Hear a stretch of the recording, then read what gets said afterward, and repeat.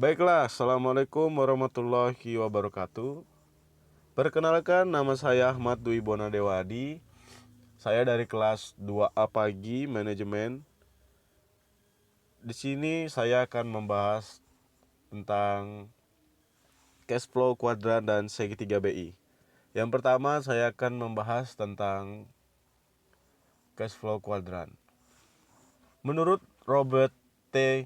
Kiyosaki mengatakan untuk memiliki kebebasan finansial, kamu mutlak harus memiliki kecerdasan finansial. Untuk memiliki kecerdasan finansial, kamu tidak perlu jenius serta IQ yang tinggi, namun hanya membutuhkan upaya untuk mengubah persepsi atau pola pikir kamu tentang uang. Selanjutnya, ini adalah 4 skema cash flow kuadran oleh Robert T. Kiyosaki. Yang pertama, kuadran E. Kedua, kuadran S. Ketiga, kuadran B. Dan keempat, kuadran I. Berikut penjelasannya.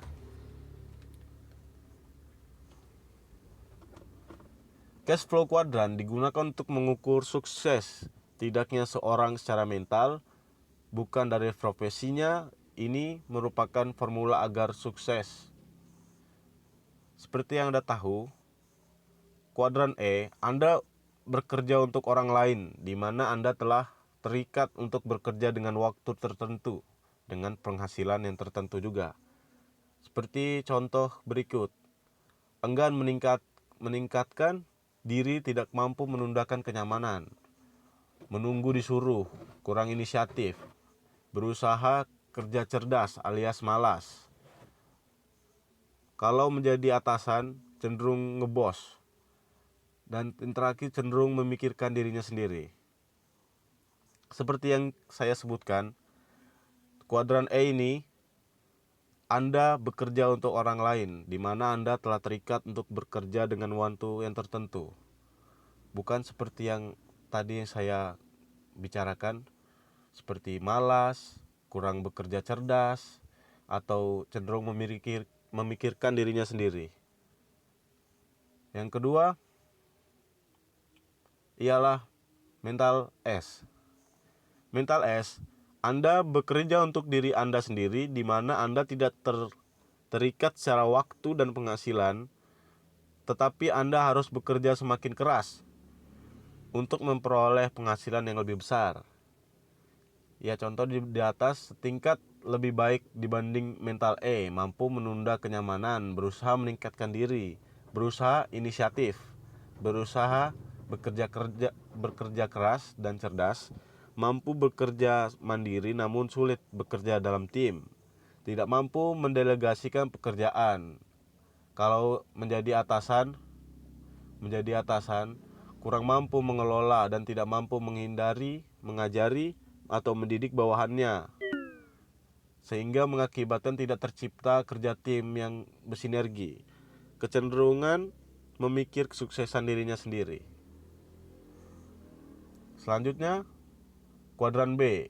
Kuadran B, Anda bisa mendapatkan penghasilan dari sistem, di mana dalam sistem ini orang lain bekerja untuk Anda.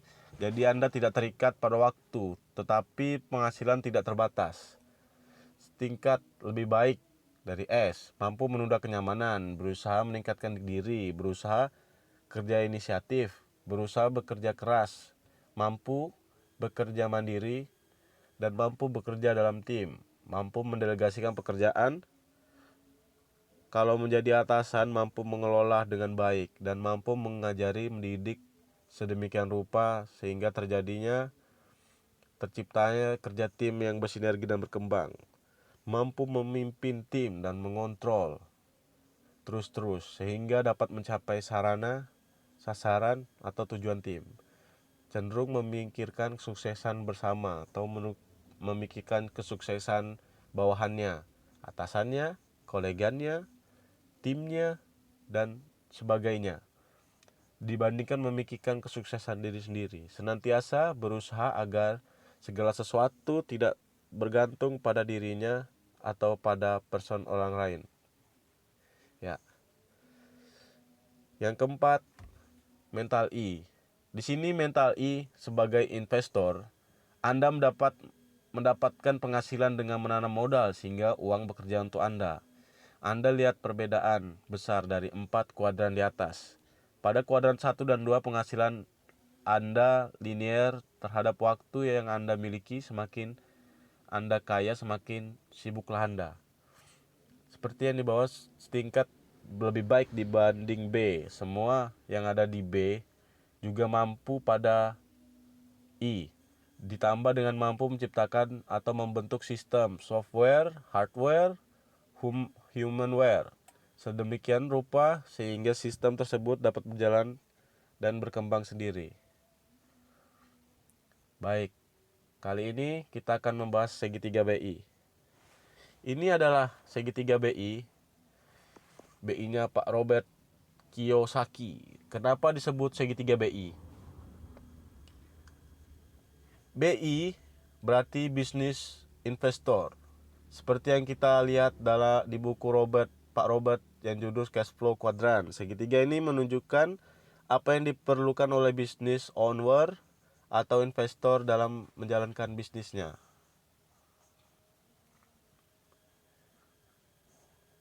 Di sini dalam segitiga ini terdapat cash flow, communication, sistem, legal, dan produk. Yang pertama kita akan membahas cash flow. Cash flow. Mengapa cash flow ditaruh bagian paling bawah? Di sebelah sini ya, paling bawah. Karena cash flow atau arus kas adalah syarat dasar yang fundamental bagi sebuah bisnis untuk berjalan. Apabila bisnis tidak menghasilkan profit dan menjaga cashnya, buat apa Anda melakukan bisnis? Seperti itu. Yang kedua adalah communication di atas cash flow. Komunikasi kita dengan staff berupa manajemen, leadership. Komunikasi kita dengan konsumen berupa marketing, promosi, negosiasi, selling. Komunikasi kita dengan investor dan lingkungan. Komunikasi kita dengan masyarakat. Unsur ini terletak di nomor 2 dari bawah. Karena tanpa komunikasi, kita tentu tidak dapat menjalankan bisnis dengan benar. Seperti kata Pak Putra Yasa, sebagai besar masalah yang kita hadapi adalah masalah sistem komunikasi. Ya. Yang kedua adalah sistem. Setelah komunikasi ada sistem. Dengan sistem kita bisa membentuk suatu pola bisnis kita. Dengan adanya sistem bisnis yang baik, bisnis kita dapat berjalan dengan baik pula sebagai roda-roda bergigi yang ditata dengan baik, yang menghasilkan mesin otomatis sehingga kita tidak perlu terjun langsung ke dalamnya. Setelah itu ada legal. Anda tahu apa itu legal? Legal adalah semacam pendaftaran merek yang hukum, badan hukum, kontrak perjanjian,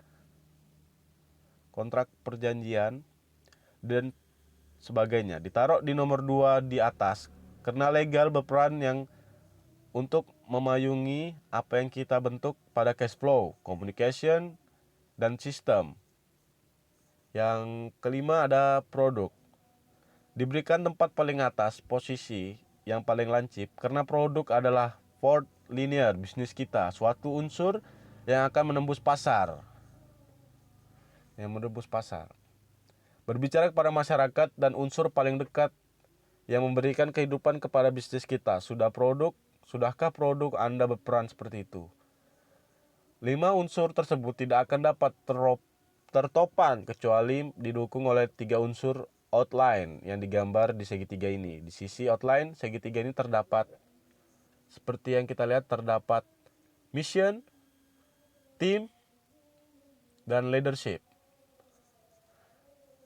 Yang pertama kita bisa membahas tentang mission. Mission jelas yang saya lihat dari Rabani adalah menjiblabkan seluruh wanita muslim Indonesia. Di bukunya Sharon Leisure mengatakan, bisakah bisnis dimulai hanya untuk menciptakan profit dan berhasil? Dan jawabannya tentu saya bisa. Namun bisnis mengadopsi misi spiritual dapat menciptakan tujuan yang lebih baik. Namun bangun misi bisnis yang jelas agar bisnis dapat terarah dengan baik.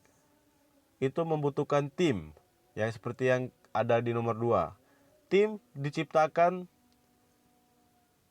sebagaimana tim yang tangguh untuk menangani kelima unsur di dalam segitiga ini dengan spesialisasinya masing-masing. Dan juga diatur oleh leadership. Leadership ialah sebagai pemimpin yang baik, seperti yang tertulis di note dikutip Pak Joko Mukti yang ada di blogsnya. Semua itu bisa diatur dan dikontrol oleh leadership. Baiklah, terima kasih atas perhatiannya. Saya mengucapkan terima kasih sebanyak-banyaknya dan saya meminta maaf jika saya ada melakukan kata-kata yang salah. Assalamualaikum warahmatullahi wabarakatuh.